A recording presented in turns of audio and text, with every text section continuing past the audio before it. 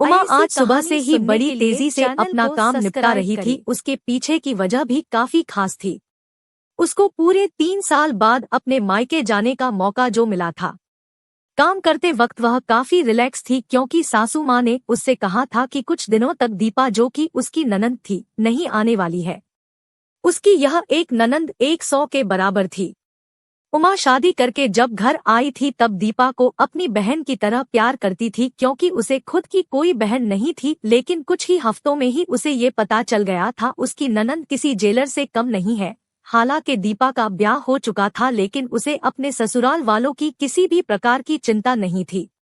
उसे जब जी करता था वह अपने मायके चली आती और मायके वालों पर अपना हुक्म चलाती, खासकर अपनी भाभी पर।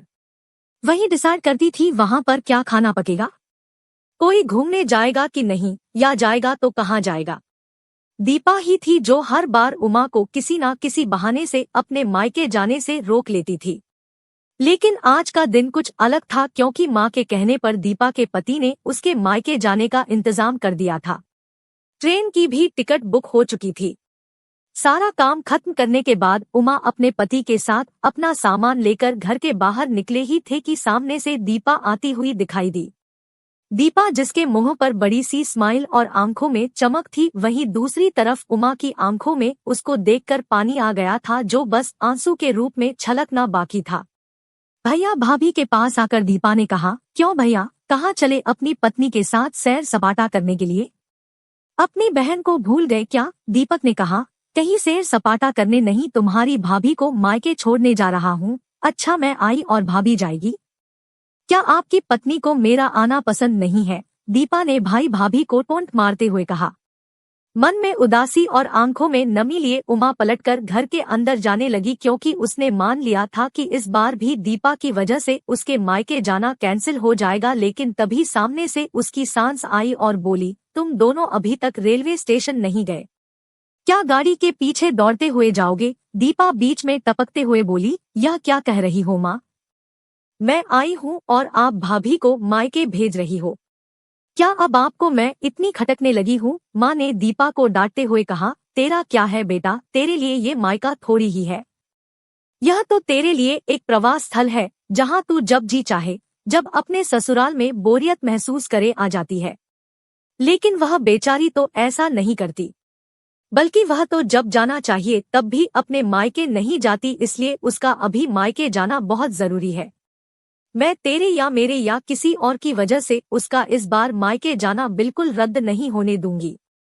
पहले यह बता, तू तो कुछ दिनों के लिए नहीं आने वाली थी ना, फिर कैसे आ गई? मैंने तो ऐसे ही कह दिया था। मैं देखना चाहती थी कि मेरे ना आने से भैया खुश होता है कि मुझे बुलाता है। दीपा ने कहा, हाँ हाँ क्यों नहीं, कोई बुलाए या ना बुलाए, पर्यटन स्थल पर तो हर कोई जा सकता है।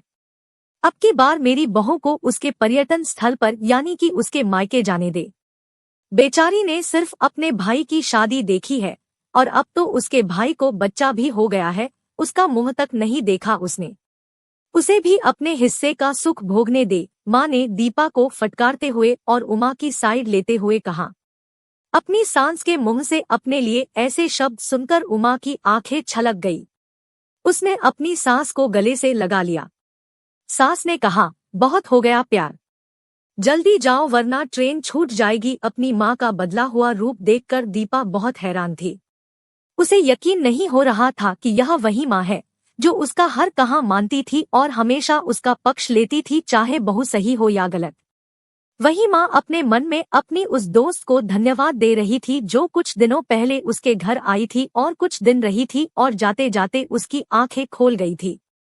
सहेली ने उन्हें बताया था कि वह अपनी बेटी का मोह छोड़ दे वरना अपने बहू और बेटे के मन में अपनी इज्जत खो देगी। बिना सोचे समझे, बिना अच्छे बुरे का विचार किए हर फैसला सिर्फ अपनी बेटी के हिसाब से लेना सही नहीं है। रेलवे स्टेशन पर ट्रेन के डिब्बे में बैठी उमा के चेहरे पर एक बहुत प्यारी मुस्कान थी जिसे देखकर दीपक को महसूस हुआ कि यह वह प्यारी मुस्कान है जिसे उसने 3 सालों से देखी नहीं थी। ऐसी कहानी सुनने के लिए चैनल को सब्सक्राइब करें।